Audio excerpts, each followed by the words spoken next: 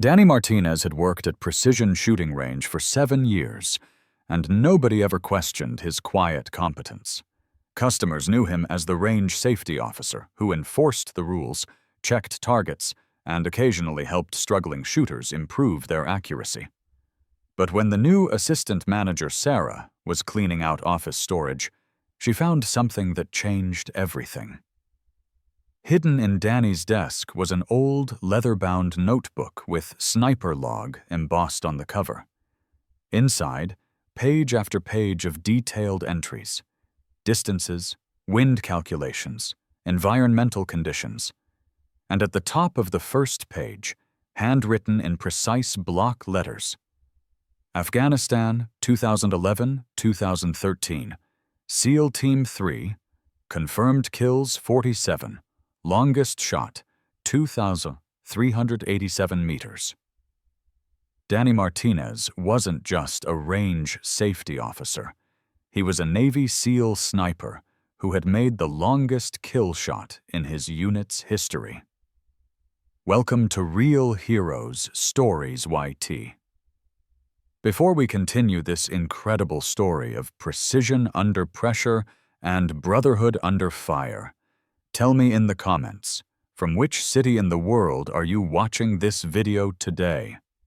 And if you believe stories like this deserve to be heard, hit that subscribe button. These warriors operated in the shadows so we could live in the light. Sarah stared at the logbook for a long moment, her hands trembling slightly as she read entry after entry of sniper operations. Each page documented missions that most people could never imagine.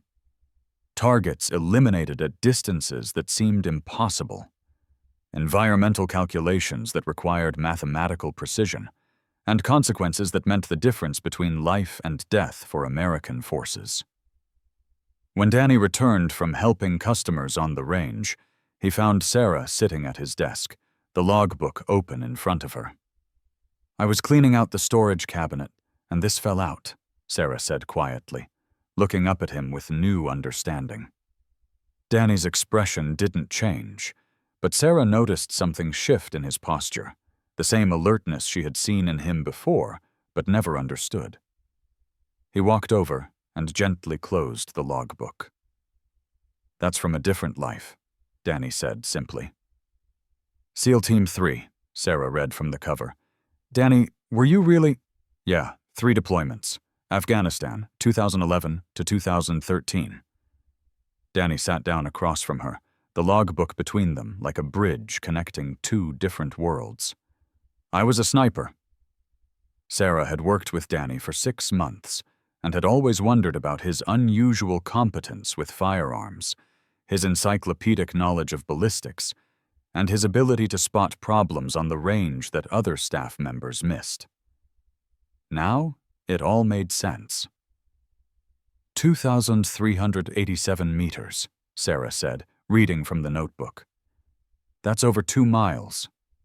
Danny nodded. Longest confirmed kill in Team 3 history at the time. August 23rd, 2012. He paused, looking out at the shooting range where customers were practicing with rifles that were toys compared to the weapons he had once carried. "Want to hear about it?" Sarah nodded, sensing that she was about to learn something extraordinary. Hindu Kush Mountains, Afghanistan. August 22nd, 2012. 9 p.m. The briefing room at Forward Operating Base Chapman was cramped and humid, filled with the acrid smell of generator exhaust and strong coffee. 8 SEALs sat around a folding table covered with satellite imagery, topographical maps, and target photographs. The air conditioning unit rattled constantly, struggling against the Afghan heat even after sunset.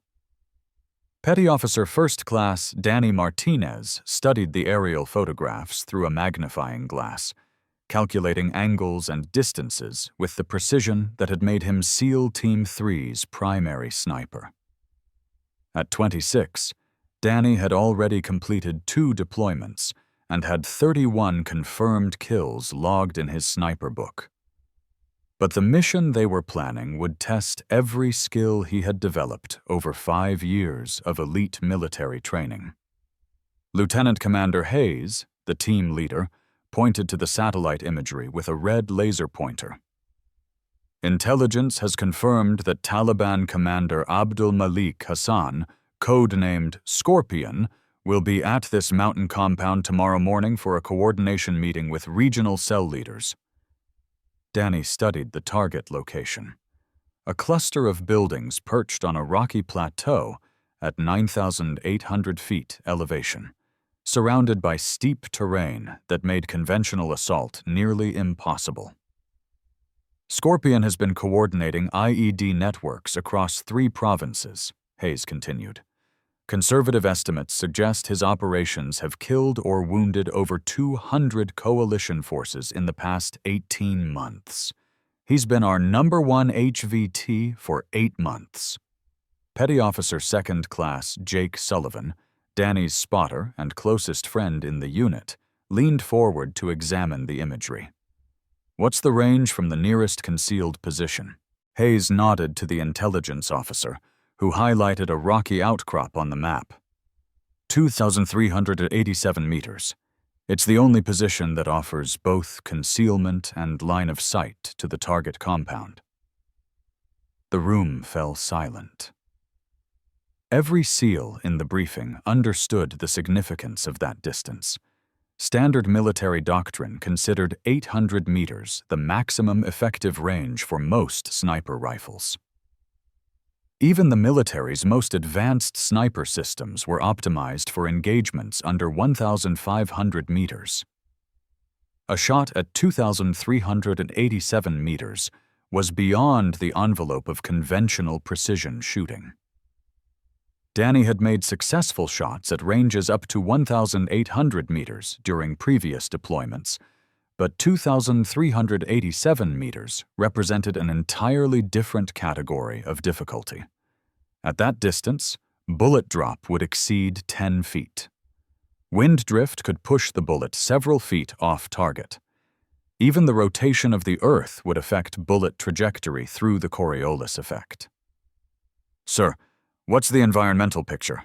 Danny asked, his voice steady despite the magnitude of the challenge.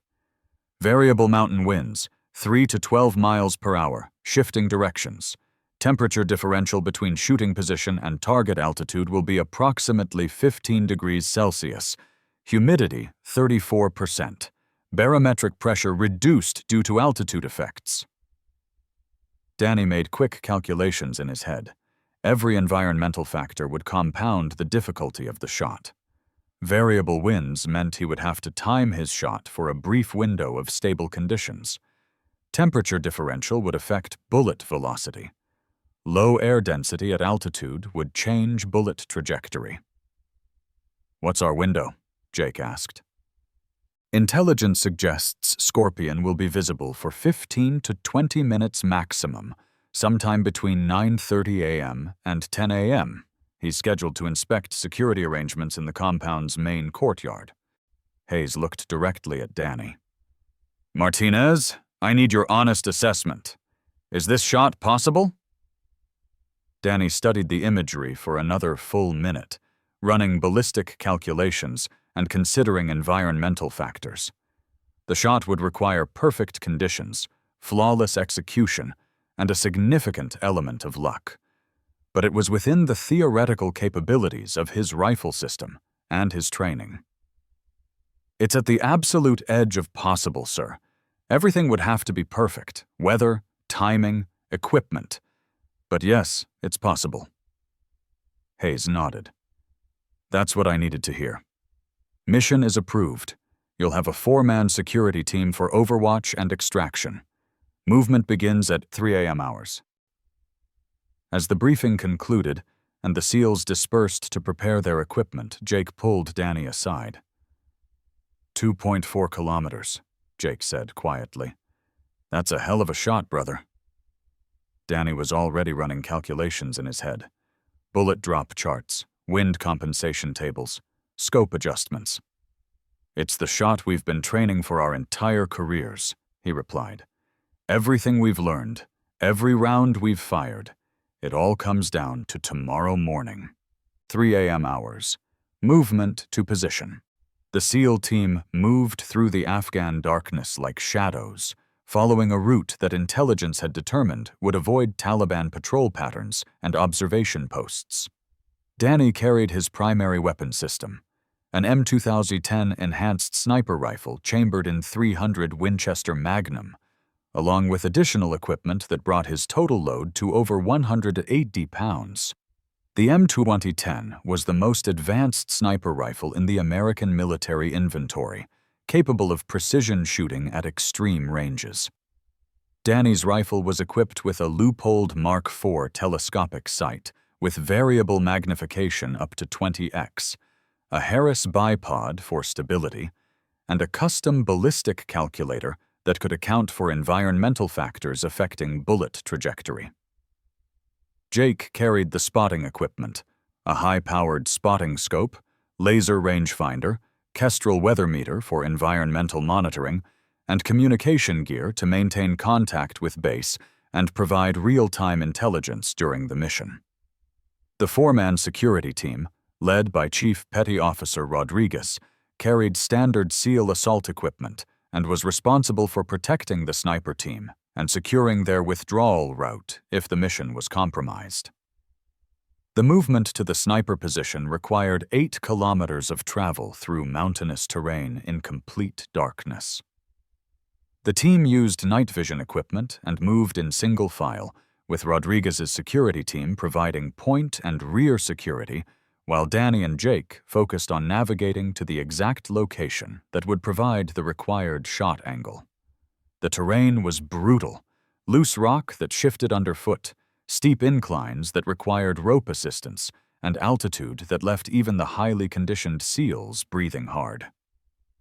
Danny's additional equipment load made every step a test of endurance, but he had trained for exactly these conditions during pre-deployment preparation. At 6:30 a.m. hours, after more than 3 hours of movement, the team reached the designated sniper position, a rocky outcrop that provided natural concealment and an unobstructed view of the target compound 2,087 meters away. 6:30 a.m. hours. Establishing the hide. Danny and Jake immediately began constructing their sniper hide using natural materials and military camouflage. The position needed to provide concealment from both ground observation and aerial surveillance, while allowing Danny to maintain a stable shooting position for potentially several hours. They used lightweight camouflage netting to break up their outline against the rocky background, positioned natural rocks to provide additional concealment, and established multiple firing positions in case they needed to adjust their angle based on target movement or changing environmental conditions. Jake set up the spotting scope and laser rangefinder, confirming the exact distance to the target compound. "Range confirmed at 2,387 meters, he reported quietly into his radio. "Visual contact with target building. No movement visible at this time." Danny began the methodical process of preparing his rifle for the extreme range shot. He cleaned the barrel to remove any debris that could affect accuracy, checked the scope mounting to ensure it hadn't shifted during the movement, and organized his ammunition according to weight and ballistic characteristics.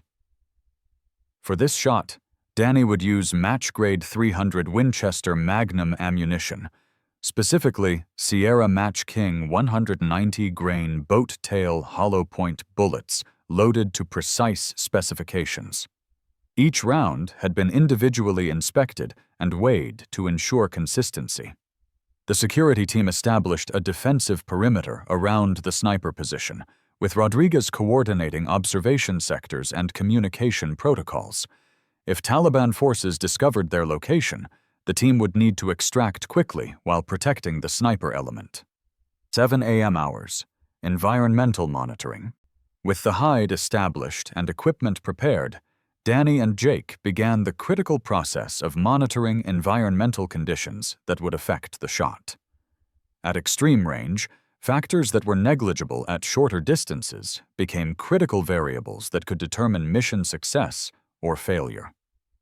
Jake used the Kestrel weather meter to record wind speed and direction at 5-minute intervals. Wind was the most important factor affecting bullet trajectory at long range, and mountain winds were notoriously unstable, changing speed and direction with little warning based on temperature variations and terrain features. Initial wind reading, 4 miles per hour, left to right, Jake reported. Temperature at shooting position, 12 degrees Celsius. Humidity 36%. Danny began plotting wind data on a chart, looking for patterns that might indicate the most stable conditions for taking the shot. At 2,287 meters, a wind change of just 2 miles per hour could push the bullet several feet off target. Through his rifle scope set at maximum 20x magnification, Danny could barely make out the target compound. The buildings appeared as small geometric shapes against the brown mountainside, with occasional movement that indicated human activity but was impossible to identify at this range. "I can see movement in the compound," Danny reported. "Multiple individuals, but no positive identification possible at this distance." Jake was monitoring the target area through his spotting scope, which provided slightly better magnification and was specifically designed for long-range observation. "Confirmed movement. Appears to be normal activity. No indication of our target yet." The waiting began. Danny and Jake settled into the patient observation that was a fundamental part of sniper operations, hours of careful monitoring punctuated by seconds of critical action. They would need to maintain focus and readiness for an unknown period while environmental conditions continued to change. 8 a.m. hours, ballistic calculations. While maintaining observation of the target area, Danny began the complex ballistic calculations required for the extreme range shot. Using charts, tables, and a military ballistic calculator, he determined the scope adjustments needed to compensate for bullet drop, wind drift, and other factors affecting trajectory.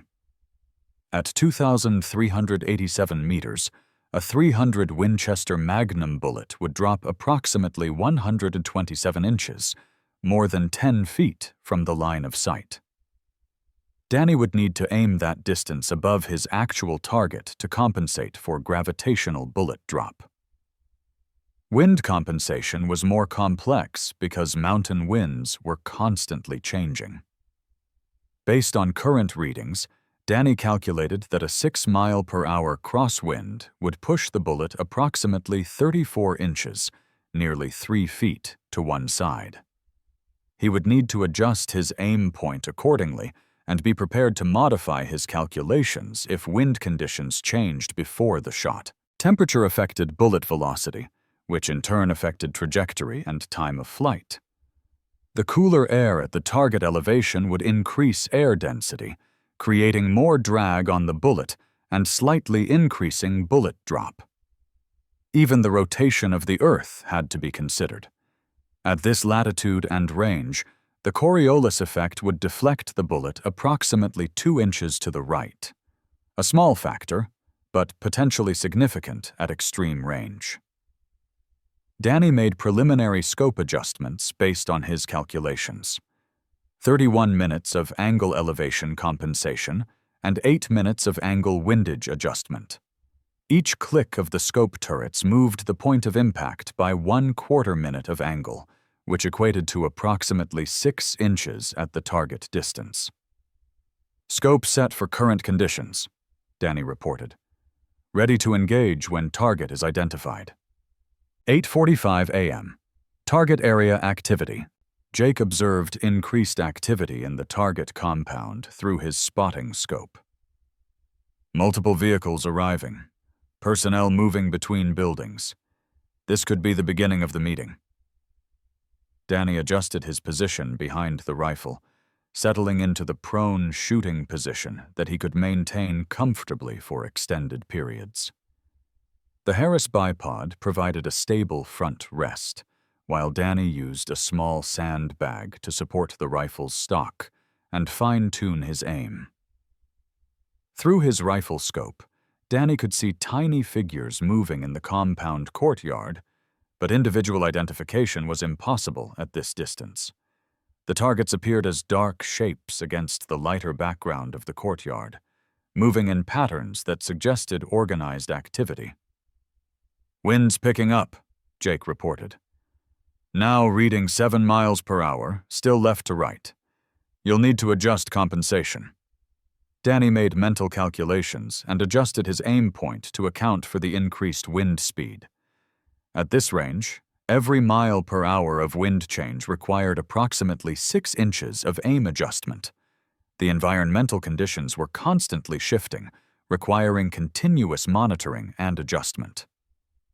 This was the most challenging aspect of extreme range sniping, managing multiple variables that could change moment by moment while maintaining readiness to take a precision shot with no opportunity for correction. 9:20 a.m. Possible target identification. "I've got a possible match," Jake said quietly, his voice carrying the controlled excitement of a critical moment. Individual matching height and build characteristics. Distinctive clothing pattern consistent with intelligence descriptions. Danny shifted his scope to the area Jake was observing. Through the 20x magnification, he could see a figure in dark clothing moving through the courtyard with the confident bearing that intelligence had described as characteristic of the target. "Confirm target behavior," Danny whispered. "Individual is directing activity, appears to be inspecting security arrangements. Body language suggests leadership role. High confidence, this is Scorpion." Danny studied the figure through his scope, comparing what he could observe with the detailed intelligence briefings he had memorized. Height, build, movement patterns, and clothing all matched the target profile. "I concur with target identification," Danny said. "Standing by for optimal shot opportunity." The target was moving through the compound, occasionally stopping to interact with other individuals, but never remaining stationary long enough for a precision shot. Danny would need to time his shot for a moment when the target was both clearly visible and stationary for the 3.2 seconds it would take the bullet to travel 2,087 meters. 9:35 a.m. Possible target identification. Jake continued monitoring environmental conditions, providing Danny with real-time updates for final ballistic calculations. Wind holding steady at 6 miles per hour, left to right. Temperature stable. Mirage minimal. You've got good atmospheric conditions. Danny made final scope adjustments based on current environmental readings. The difference between success and failure could be measured in fractions of a minute of angle. Angular measurements so small that they represented inches at the target distance. Range 2,387 meters confirmed. Wind 6 miles per hour, quartering left. Temperature differential accounted for. Scope set and ready. Through his rifle scope, Danny could see the target moving toward an open area of the courtyard where he would have a clear shot. This was the moment they had spent hours preparing for. All the calculations, environmental monitoring, and equipment preparation focused on the next few seconds. Danny controlled his breathing, settling into the natural respiratory pause that provided the most stable shooting platform. His heart rate had slowed despite the adrenaline of the moment, a result of years of training that had conditioned him to remain calm under extreme pressure. "Target moving to optimal position," Jake reported. "You'll have a clean shot in 10 seconds. 9:47 a.m. The shot. The target stopped in the center of the compound courtyard, clearly visible against the light-colored ground. Danny settled his crosshairs on the target, accounting for the massive bullet drop and wind compensation that his calculations had determined. Through the scope, the target appeared as a small, dark silhouette, barely larger than the crosshair reticle itself. Danny had to trust his calculations and training completely. At this distance, there would be no opportunity to observe the bullet's impact and make corrections for a follow-up shot. "Wind steady, conditions optimal, target stationary," Jake whispered. "This is your window." Danny took a final deep breath, released half of it, and settled into his natural respiratory pause. His finger found the trigger's sweet spot, the precise pressure point where the rifle would fire with minimum disturbance to his aim. The trigger broke cleanly at exactly 3.5 pounds of pressure. The M2010 rifle fired with a sharp crack that echoed off the surrounding mountains, the sound rolling across the valleys like distant thunder. Danny absorbed the recoil through proper body position and immediately worked the bolt to chamber a follow-up round, though he knew that at this distance, a second shot would be unlikely given the time required for target reaction and movement. "Shot fired, 9:47 a.m., Jake recorded in the mission log, his stopwatch timing the bullet's flight. Through his rifle scope, Danny tracked the bullet's trajectory. At extreme range, the projectile was actually visible as a dark streak against the sky. The bullet arced high above the intervening terrain, following the parabolic path that his calculations had predicted. Bullet flight time, 3.2 seconds. For 3.2 seconds, the .300 Winchester Magnum bullet traveled through the thin mountain air, covering 2,387 meters, while dropping more than 10 feet from the line of sight and drifting nearly 3 feet due to wind effects. Danny maintained his sight picture throughout the bullet's flight, watching through his scope as the projectile followed its calculated trajectory toward the distant target. At exactly 3.2 seconds after firing, Danny observed the bullet's impact through his rifle scope. The target dropped immediately, with no movement afterward. "Target down," Danny reported calmly. "Impact observed at 0947 hours, 22 seconds. No movement detected." Jake confirmed the kill through his spotting scope. "Confirmed hit. Target eliminated. Range 2,387 meters. Conditions as recorded. Outstanding shot." Through the spotting scope, Jake could see other individuals in the compound reacting to the sudden collapse of their leader, but they had no idea where the shot had originated. The extreme range meant that the sound of the rifle shot would take several seconds to reach the target area, and even then, the mountain echoes would make it impossible to determine the shooter's location. "Compound personnel responding to incident, but no indication they've identified our position," Jake reported. "Recommend immediate withdrawal." 9:50 a.m. Mission completion and withdrawal. Danny quickly secured his rifle and began packing essential equipment, while the security team prepared for immediate extraction. At extreme ranges, the time between shot and withdrawal was critical. Enemy forces would begin searching for the sniper position, and remaining in place increased the risk of discovery. "Base, this is Sniper Element," Rodriguez reported over the radio. "Target confirmed eliminated at 9:47 a.m. Range 2,387 meters. Beginning immediate withdrawal to extraction point." "Copy, Sniper Element. Outstanding work. Extraction bird will be standing by at LZ Bravo. You have clear skies for withdrawal." Danny took one last look through his rifle scope at the target compound, where he could see increased activity as Taliban forces responded to their leader's sudden death. The shot had been perfect.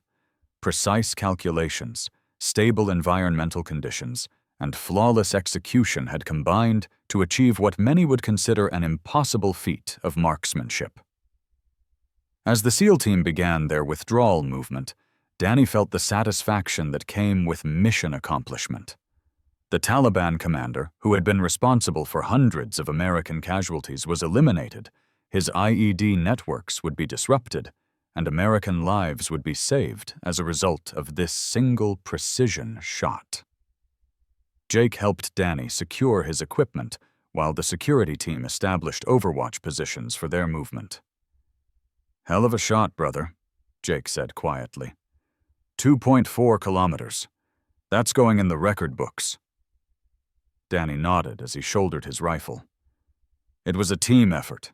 Your spotting, environmental monitoring, calculations. That shot doesn't happen without perfect teamwork." The withdrawal movement took 6 hours, following a different route to avoid potential Taliban search teams. The SEALs moved carefully through the mountain terrain, maintaining security and communication protocols while covering the distance to their extraction landing zone. At 4 p.m., a Special Operations MH-60 Black Hawk helicopter extracted the team without incident.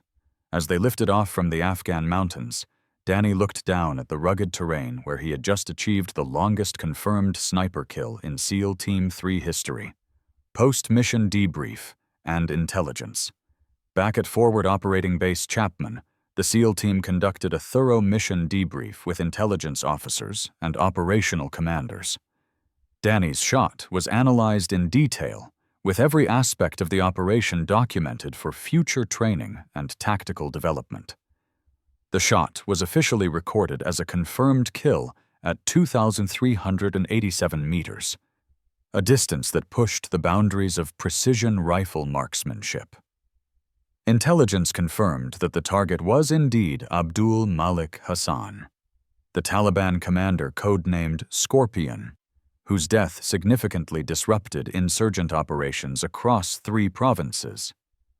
Danny made his entry in his sniper logbook. 23 August 2012.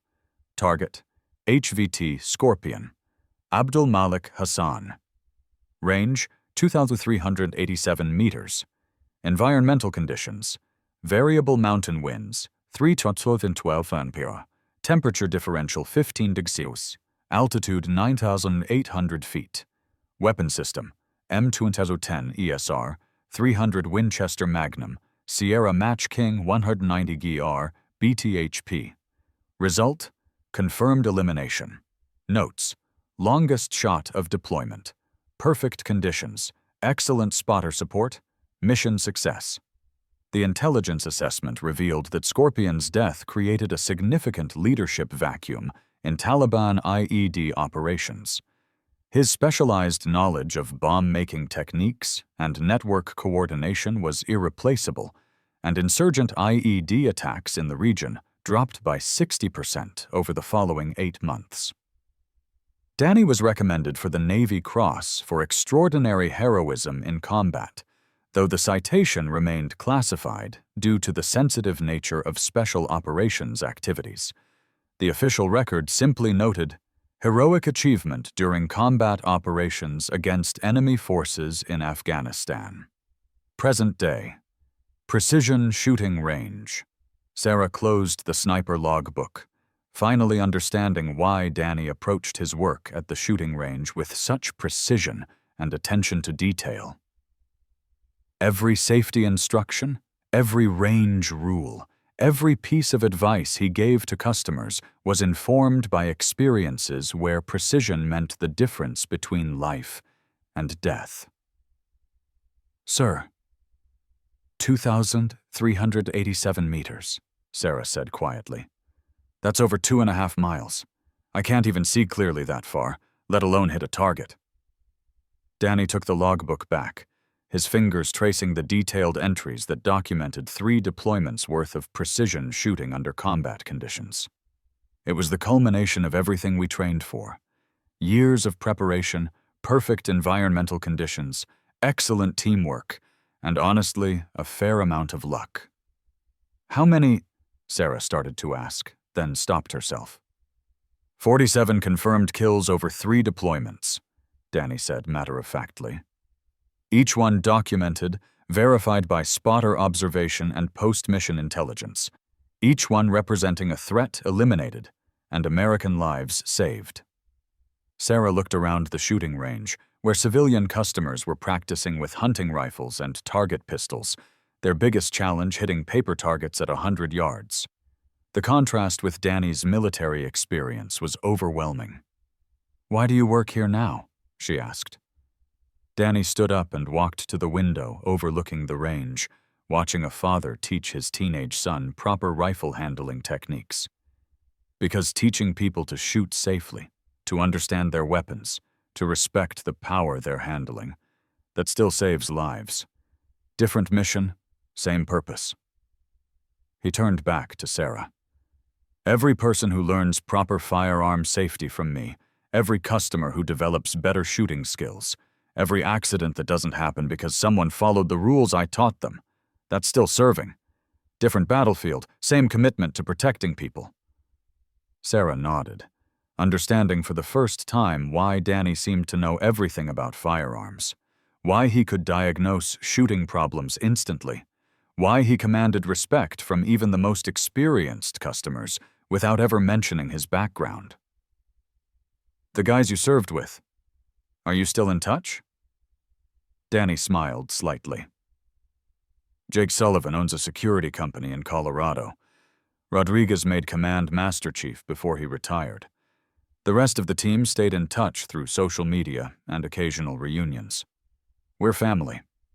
That bond doesn't break just because the mission ends." "And you never talk about what you did?" Danny looked back at the sniper logbook. "Not usually.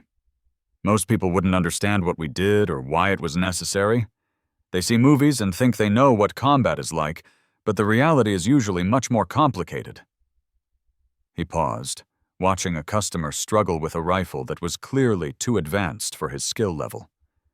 "Besides, the work speaks for itself. 47 threats eliminated, IED networks disrupted, American lives saved. That's what matters." Danny walked back to his desk and locked the sniper log book in the bottom drawer. "That's from a different time, a different world. This is who I am now." But as Sarah watched Danny return to his duties on the range, checking targets, enforcing safety rules, helping customers improve their accuracy, she understood that he hadn't really changed careers. He had simply found a different way to apply the same skills, the same precision, the same commitment to protecting others. The weapons were different, the stakes were lower, but the dedication was identical. Danny Martinez had transitioned from eliminating threats at 2,387 meters to preventing accidents at 100 yards. But both missions required the same attention to detail, the same respect for weapons, and the same understanding that precision saves lives. Some heroes wear uniforms and operate in distant mountains. Others wear polo shirts and work at shooting ranges, quietly passing on the skills and knowledge that keep communities safe. Danny Martinez was both kinds of hero, and his story reminds us that the most important service often happens in the most ordinary places. The next time you meet someone who seems unusually competent, unusually knowledgeable, unusually precise in their work, remember that they might be carrying experiences that would amaze you. They might have stories of courage, skill, and brotherhood that shaped not just their own lives, but the safety and security of everyone around them. Have you ever discovered that someone you thought you knew had a past that surprised you? Tell us in the comments about the hidden veterans, the quiet professionals, the people whose true stories deserve to be heard, but who choose to serve in silence. Thank you for watching Real Heroes Stories YYT. If this story moved you, please subscribe and share it with others. We're here to honor the stories of those who served in the shadows, the warriors who brought extraordinary skills to ordinary jobs, and the precision that turns training into life-saving action. We'll see you in the next story. And until then, remember, some of the most skilled people you'll ever meet are the ones who never need to prove how skilled they are. They're too busy using their abilities to help others, one precise moment at a time.